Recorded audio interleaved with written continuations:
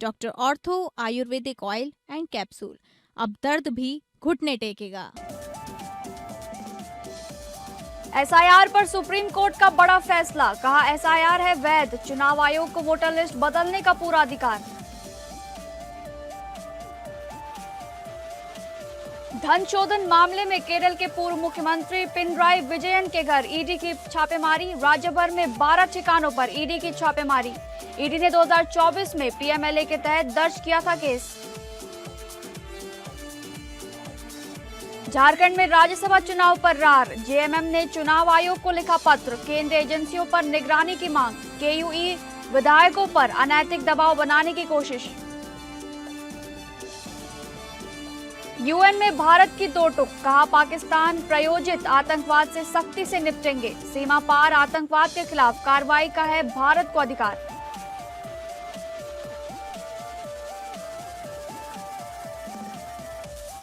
नमस्कार, आप सभी का बहुत बहुत स्वागत है टॉप अपडेट में। मैं हूं आपके साथ शालिनी राणा। शुरुआत करेंगे टॉप अपडेट की। संयुक्त राष्ट्र सुरक्षा परिषद में भारत ने पाकिस्तान को आतंकवाद पर कड़ा संदेश देते हुए साफ कहा कि सीमा पार आतंकवाद के खिलाफ कार्रवाई करना उसका अधिकार है। संयुक्त राष्ट्र में भारत के स्थायी प्रतिनिधि पी हरीश ने पाकिस्तान के आरोपों का जवाब देते हुए कहा कि पाकिस्तान लंबे समय से आतंकवाद, धार्मिक उग्रवाद और भारत विरोधी गतिविधियों को बढ़ावा देता रहा है। भारत ने चेतावनी दी कि आतंकवाद को प्रायोजित करने के गंभीर परिणाम भुगतने होंगे। हरीश ने कहा कि पाकिस्तान के खोखले बयान उसकी असली नीतियों को छुपा नहीं सकते। इससे पहले पाकिस्तान के प्रतिनिधि आसिम इफ्तिखार अहमद ने कश्मीर मुद्दे को लेकर भारत पर आरोप लगाए थे। भारत ने दो टूक कहा कि सभी प्रकार के आतंकवाद को समर्थन देना तुरंत बंद किया जाए और अंतर्राष्ट्रीय मंचों का दुरुपयोग न किया जाए।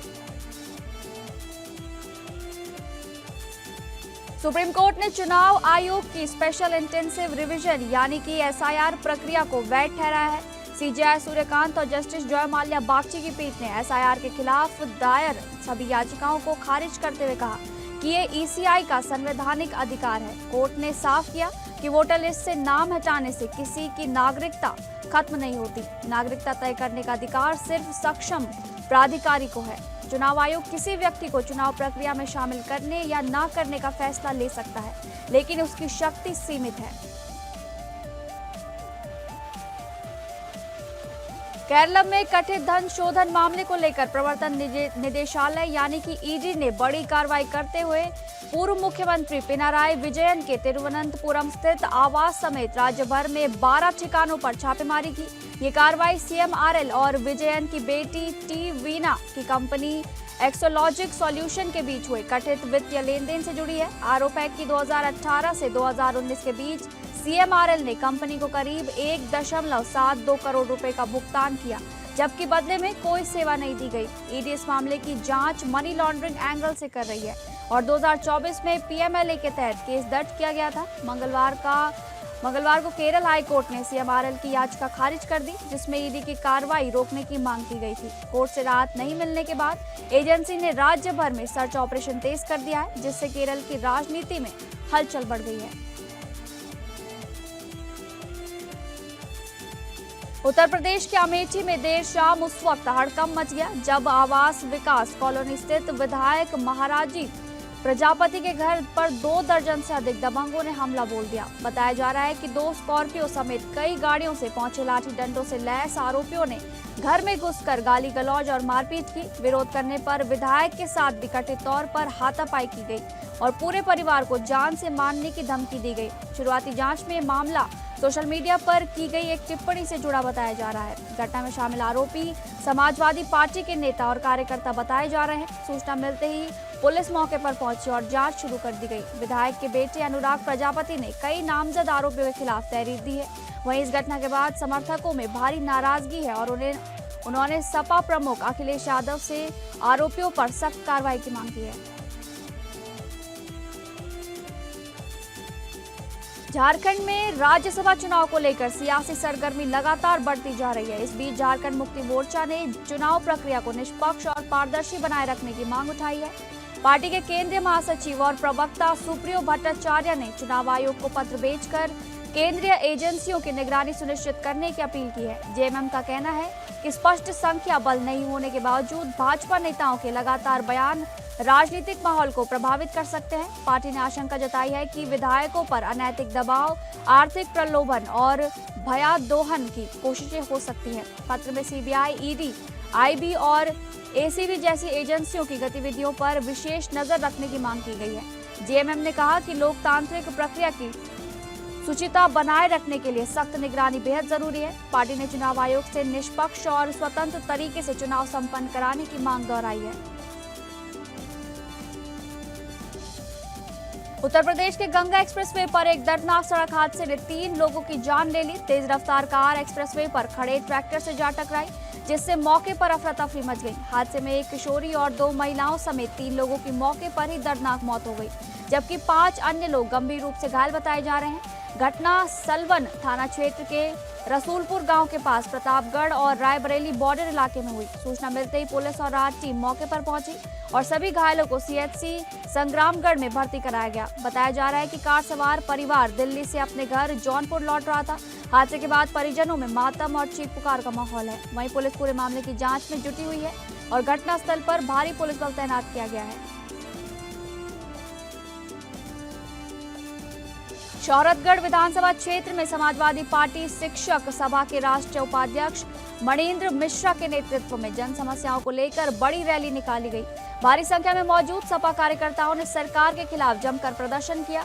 इसके बाद महामहिम राज्यपाल को संबोधित 9 सूत्रीय मांगों का ज्ञापन उप जिलाधिकारी को सौंपा गया। ज्ञापन में बढ़ती महंगाई, लगातार हो रही बिजली कटौती, पेपर लीक की घटनाओं और किसानों की समस्याओं को प्रमुखता से उठाया गया। सपा नेताओं ने कहा कि आम जनता मौजूदा हालात से परेशान है और सरकार समस्याओं के समाधान में विफल साबित हो रही है। प्रदर्शन के दौरान कार्यकर्ताओं ने जनहित के मुद्दों पर आवाज बुलंद करते हुए सरकार के खिलाफ नारेबाजी भी की। नेताओं ने चेतावनी दी कि यदि समस्याओं का जल्द समाधान नहीं हुआ तो आंदोलन को और तेज किया जाएगा।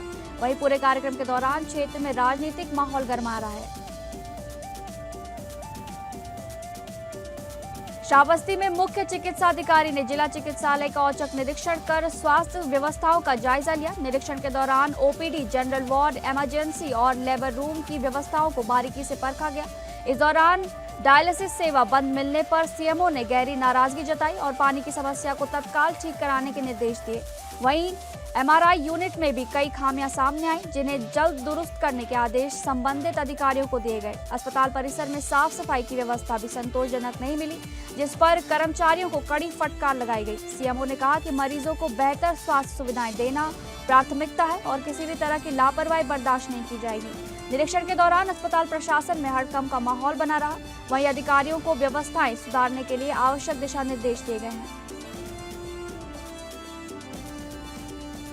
श्रावस्ती के सिरसिया थाना क्षेत्र स्थित हेमपुर बड़ रेवा गांव में विवाहिता की संदिग्ध मौत से इलाके में सनसनी फैल गई है। मृतका रूबा की शादी करीब 4 साल पहले फरमान के साथ हुई थी। घटना का कथित वीडियो वायरल होने के बाद पूरे क्षेत्र में हड़कंप मच गया है। परिजनों का आरोप है कि महिला को फंदा लगाकर बिस्तर पर पटक दिया गया, जबकि शव पर गंभीर चोट के निशान भी मिले हैं। घटना के बाद ससुराल पक्ष के लोग मौके से फरार बताए जा रहे हैं। मृतका के परिजनों का दावा है कि उसकी बहन ने मौके पर पहुंचकर घटना का वीडियो बनाया था। सूचना मिलते ही पुलिस और फॉरेंसिक टीम मौके पर पहुंची और शव को कब्जे में लेकर पोस्टमार्टम के लिए भेज दिया। फिलहाल पुलिस पूरे मामले की गहन जांच में जुटी है।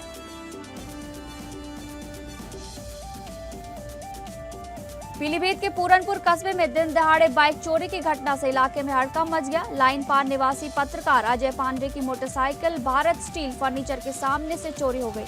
बताया जा रहा है कि अजय पांडे मंगलवार शाम करीब 5 बजे अपनी बाइक खड़ी कर दुकान के अंदर गए थे और करीब 10 मिनट बाद लौटने पर बाइक गायब मिली। घटना की पूरी वारदात पास की दुकान में लगे सीसीटीवी कैमरे में कैद हो गई है। फुटेज में एक युवक बाइक चोरी कर ले जाता साफ दिखाई दे रहा है, जिससे पुलिस को अहम सुराग मिले हैं। पीड़ित पत्रकार ने कोतवाली पूरनपुर में लिखित शिकायत देकर बाइक बरामद करने और आरोपी की गिरफ्तारी की मांग की है। ग्रेटर नोएडा के चर्चित निकी भाटी मौत प्रकरण में अब बड़ा नया मोड़ सामने आया है। करीब 9 महीने से चले आ रहे विवाद के बाद पंचायत की मध्यस्थता में दोनों परिवारों के बीच सहमति बन गई है। जानकारी के मुताबिक समझौते के तहत निकी भाटी की बहन कंचन अपने ससुराल लौटेंगी, जबकि निकी के बच्चों के नाम संपत्ति हस्तांतरित करने पर भी सहमति बनी है।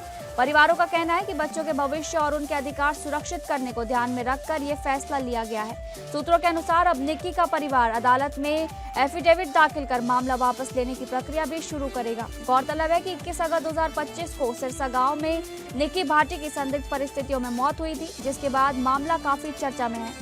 पुलिस ने जांच के दौरान पति विपिन भाटी समेत ससुराल पक्ष के कई लोगों को गिरफ्तार किया था। अब पंचायत की पहल के बाद दोनों परिवारों के बीच लंबे समय से चला आ रहा विवाद खत्म होने की दिशा में बढ़ता दिखाई दे रहा है।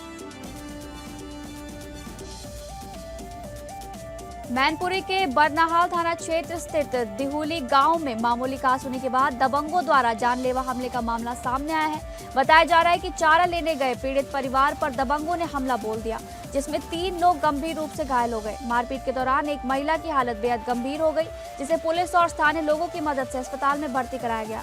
हालत नाजुक होने पर चिकित्सकों ने महिला को सैफई पीजीआई रेफर कर दिया है। पीड़ित परिवार का आरोप है कि दबंग उन्हें गाँव में घुसने नहीं दे रहे हैं और लगातार जान से मारने की धमकी दे रहे हैं। घटना का वीडियो सोशल मीडिया पर तेजी से वायरल हो रहा है, जिससे इलाके में दहशत का माहौल बना हुआ है।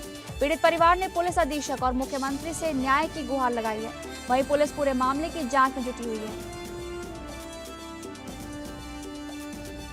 शासकीय कार्यों में बाधा उत्पन्न करने और भ्रष्टाचार के आरोपों में सदर तहसील में तैनात लेखपाल अर्पित पटेल पर कार्रवाई की तलवार लटक गई है। मामले में मानवेंद्र सिंह ने जिलाधिकारी को पत्र भेजकर निष्पक्ष जांच कराने और कार्रवाई के निर्देश दिए हैं। आरोप है कि बिना किसी ठोस कारण के शस्त्र लाइसेंस की फाइल रोककर सुविधा शुल्क की मांग की गई। पीड़ित ने इस पूरे मामले की शिकायत विधान परिषद सभापति से करते हुए कार्रवाई की मांग उठाई थी। बताया जा रहा है कि पत्र भेजे जाने के बावजूद समय पर कार्रवाई नहीं होने पर सभापति ने नाराजगी भी जताई है। उन्होंने डीएम को निर्देश दिए हैं कि मामले की निष्पक्ष जांच कर दोषियों के खिलाफ सख्त कार्रवाई सुनिश्चित की जाए।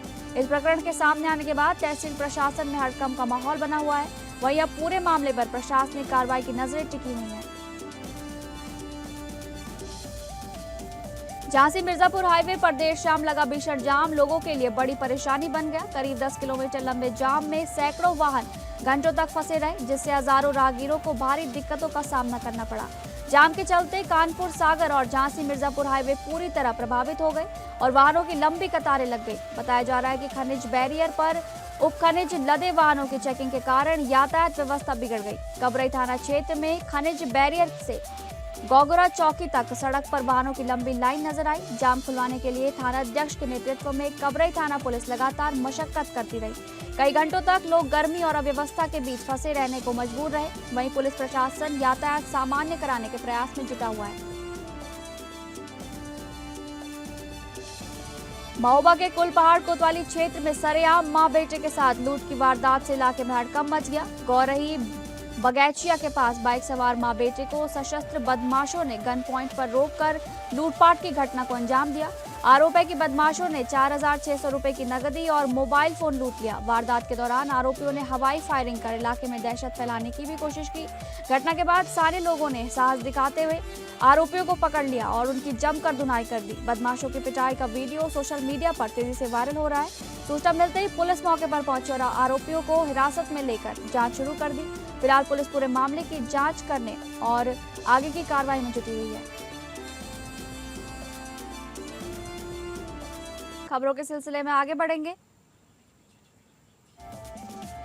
लखनऊ के ठाकुरगंज इलाके में 29 वर्षीय श्वेता सिंह की संदिग्ध परिस्थितियों में मौत से सनसनी फैल गई है। श्वेता का शव घर के अंदर फंदे से लटका मिलने के बाद इलाके में हड़कंप मच गया। सूचना मिलते ही पुलिस मौके पर पहुंची और शव को कब्जे में लेकर पोस्टमार्टम के लिए भेज दिया गया है। बताया जा रहा है कि श्वेता की शादी करीब 6 महीने पहले ही ठाकुरगंज क्षेत्र में हुई थी। मृतका के पिता ने दामाद समेत ससुराल पक्ष पर दहेज के लिए हत्या करने का गंभीर आरोप लगाया है। परिजनों की शिकायत के आधार पर ठाकुरगंज पुलिस ने दामाद और अन्य ससुराल के लोगों पर धाराओं में मुकदमा दर्ज कर लिया है। पुलिस का कहना है कि पूरे मामले की गहन जांच की जा रही है और पोस्टमार्टम रिपोर्ट के आधार पर आगे की कार्रवाई होगी।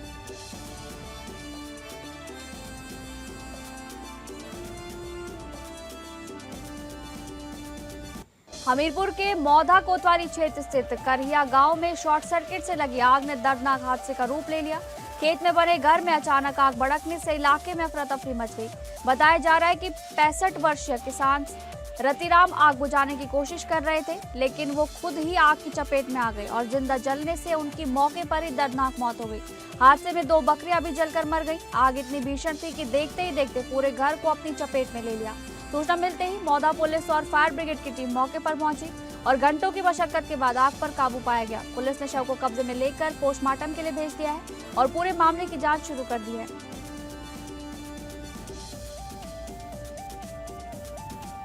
फतेहपुर के मलवा थाना क्षेत्र स्थित सौरा के एक वाहन यार्ड में लगी भीषण आग से इलाके में अफरा तफरी मच गई। देखते ही देखते आग ने विकराल रूप धारण कर लिया और यार्ड में खड़ी करीब 40 से अधिक छोटी बड़ी गाड़ियां जलकर राख हो गई। आग की ऊंची लपटें और धुएं का गुब्बार दूर तक दिखाई देने लगा, जिससे आसपास के लोग दहशत में आ गए। सूचना मिलते ही पुलिस और फायर ब्रिगेड की कई गाड़ियां मौके पर पहुंची और आग बुझाने में जुट गई। बताया जा रहा है कि यार्ड में 100 से अधिक वाहन खड़े थे, जिनमें कई फाइनेंस कंपनियों द्वारा कब्जे में ली गई गाड़ियां भी शामिल थी। प्रत्यक्षदर्शियों के मुताबिक आग इतनी तेज थी कि कुछ ही देर में कई वाहन उसकी चपेट में आ गए। इस हादसे में करोड़ों रुपए के नुकसान की आशंका जताई जा रही है। फिलहाल पुलिस और फायर विभाग आग लगने के कारणों की जांच में जुटे हुए हैं।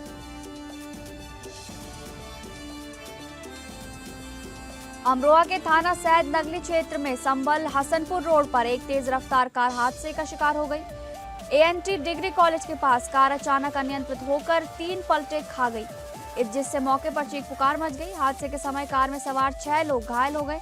हालांकि सभी को मामूली चोटें आई हैं। सूचना मिलते ही डायल 112 पुलिस मौके पर पहुंची और क्षतिग्रस्त कार को सीधा कराया गया। पुलिस ने घायलों के परिजनों को भी घटना की जानकारी दी। कार मालिक अनस निवासी संबल ने बताया कि वो अपनी गाड़ी का काम कराकर हसनपुर से संबल लौट रहे थे। इसी दौरान अचानक कार की रफ्तार बढ़ने से वाहन अनियंत्रित होकर पलट गया। फिलहाल पुलिस पूरे मामले की जांच कर रही है और हादसे के कारणों का पता लगाया जा रहा है। अंबेडकर नगर के चर्चित अजय हत्याकांड का पुलिस ने महज 24 घंटे के भीतर सनसनीखेज खुलासा कर दिया है। पुलिस जांच में सामने आया है कि अजय की हत्या उसके ही रिश्तेदार ने अपने साथियों के साथ मिलकर की थी। बताया जा रहा है कि मुख्य आरोपी दीवान मृतक अजय के साड़ू का पुत्र है, जिसे 23 मई को अजय ने किसी बात पर डांट दिया था। इसी बात से नाराज होकर आरोपी ने अपने साथियों के साथ मिलकर हत्या की साजिश रची। वारदात उस समय अंजाम दी गई जब अजय डेयरी से दूध देकर वापस अपने घर लौट रहा था। 25 मई की सुबह महरुआ थाना क्षेत्र के सहरा जलालपुर गांव में खंडजे के किनारे अजय का शव बरामद हुआ था, जिससे इलाके में सनसनी फैल गई थी। मामले की गंभीरता को देखते हुए पुलिस ने तेजी से जांच करते हुए चारों आरोपियों को गिरफ्तार कर लिया है। अयोध्या से दर्शन कर लौट रहे श्रद्धालुओं की कार में मंगलवार शाम अचानक आग लगने से हड़कंप मच गया। रुदौली कोतवाली क्षेत्र के NH 27 स्थित रौजा गांव ओवरब्रिज पर देखते ही देखते कार धू कर जलने लगी। कार में चालक समेत 4 लोग सवार थे, जिन्होंने समय रहते बाहर निकलकर अपनी जान बचाई। प्रारंभिक जानकारी के अनुसार वाहन CNG कार बताई जा रही है। हालांकि आग लगने का कारण अभी स्पष्ट नहीं हो सका है। घटना की सूचना मिलते ही अग्निशमन विभाग की टीम मौके पर पहुंची और कड़ी मशक्कत के बाद आग पर काबू पाया गया। हादसे के दौरान मौके पर भारी पुलिस बल भी तैनात रहा और राहत एवं बचाव कार्य चलाया गया। इस दौरान किसान नेता दिनेश दुबे भी घटनास्थल पर पहुंचे और आग बुझाने में सहयोग किया। फिलहाल पुलिस पूरे मामले की जांच में जुटी हुई है। त्योहारों के मद्देनजर कासगंज जनपद में शांति और कानून व्यवस्था बनाए रखने के लिए पुलिस प्रशासन पूरी तरह सतर्क नजर आया। OP सिंह ने थाना सहावर क्षेत्र के मुख्य बाजारों, भीड़भाड़ वाले इलाकों और संवेदनशील क्षेत्रों में पुलिस बल के साथ पैदल गश्त की। इस दौरान उन्होंने आमजन और दुकानदारों से संवाद कर सुरक्षा व्यवस्था को लेकर फीडबैक लिया। SP ने लोगों से आगामी त्योहार आपसी भाईचारे और शांतिपूर्ण माहौल में मनाने की अपील की। साथ ही सोशल मीडिया पर भ्रामक या भड़काऊ पोस्ट साझा न करने और अफवाहों से दूर रहने की सलाह दी गई। गश्त के दौरान ड्यूटीरत कर्मियों ने संदिग्ध व्यक्ति और वाहनों की सघन चेकिंग करने के निर्देश दिए। प्रभारी निरीक्षक सहावर को क्षेत्र में लगातार भ्रमणशील रहकर असामाजिक तत्वों पर नजर बनाए रखने को कहा गया। इस दौरान क्षेत्र अधिकारी सहावर शाहिदा नसरीन समेत कई पुलिस अधिकारी और कर्मचारी मौजूद रहे। IPL के पहले क्वालिफायर मुकाबले में रॉयल चैलेंजर्स बैंगलोर ने दमदार प्रदर्शन करते हुए गुजरात टाइटंस को 92 रनों से हराकर फाइनल में जगह बना ली है। पहले बल्लेबाजी करते हुए RCB ने 5 विकेट पर 254 रनों का विशाल स्कोर खड़ा किया। टीम के लिए कप्तान रजत पाटीदार ने नाबाद 53 रनों की तूफानी पारी खेली, जबकि विराट कोहली और कृणाल पंड्या ने 43 रन बनाए। लक्ष्य का पीछा करने उतरी गुजरात की टीम 19.3 ओवर में 162 रन पर ऑल आउट हो गई। गुजरात की ओर से राहुल तेवातिया ने सबसे ज्यादा 68 रन बनाए, लेकिन टीम को जीत नहीं दिला सके। गेंदबाजी में आरसीबी के लिए जैकब डफी ने शानदार प्रदर्शन करते हुए 3 विकेट झटके। अब गुजरात की टीम दूसरे क्वालिफायर में एलिमिनेटर मुकाबले की विजेता से भिड़ेगी। वहीं आरसीबी 5वीं बार आईपीएल फाइनल में पहुंचने में सफल रही है। आईपीएल 2026 के क्वालिफायर एक मुकाबले में आरसीबी की शानदार जीत के दौरान अनुष्का शर्मा का खास अंदाज सोशल मीडिया पर चर्चा का विषय बन गया। धर्मशाला में खेले गए मुकाबले में अनुष्का शर्मा स्टेडियम में मौजूद रहीं और टीम को लगातार चीयर करती नजर आईं। वायरल तस्वीरों और वीडियोस में वो राधा नाम का जाप करते हुए प्रार्थना करती दिखाई दी। मैदान पर विराट कोहली अपनी टीम के लिए खेल रहे थे, वहीं स्टैंड में बैठी अनुष्का पूरी तरह मैच में डूबी नजर आईं। आरसीबी ने गुजरात टाइटंस को हराकर आईपीएल 2026 के फाइनल में जगह पक्की कर ली है। टीम की जीत के बाद सोशल मीडिया पर अनुष्का शर्मा की तस्वीरें तेजी से वायरल होने लगी हैं। फैंस भी अनुष्का की इस भावुक और खास प्रतिक्रिया को खूब पसंद कर रहे हैं। दृश्यम 3 बॉक्स ऑफिस पर लगातार शानदार प्रदर्शन करती नजर आ रही है। मोहनलाल और निर्देशक जीतू जोसेफ की इस मच अवेटेड फिल्म ने रिलीज के 7 दिनों में कई फिल्मों को पीछे छोड़ते हुए दमदार कलेक्शन दर्ज किया है। फिल्म ने पहले दिन 13.7 करोड़ रुपए की शानदार ओपनिंग ली थी, जबकि दूसरे और तीसरे दिन भी कमाई का सिलसिला मजबूत बना रहा। चौथे दिन भी फिल्म ने बेहतरीन प्रदर्शन करते हुए 11.65 करोड़ का कारोबार किया।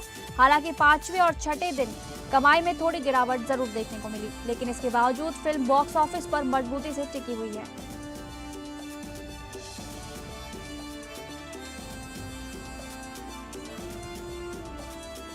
फिलहाल टॉप अपडेट में बस इतना ही। नमस्कार।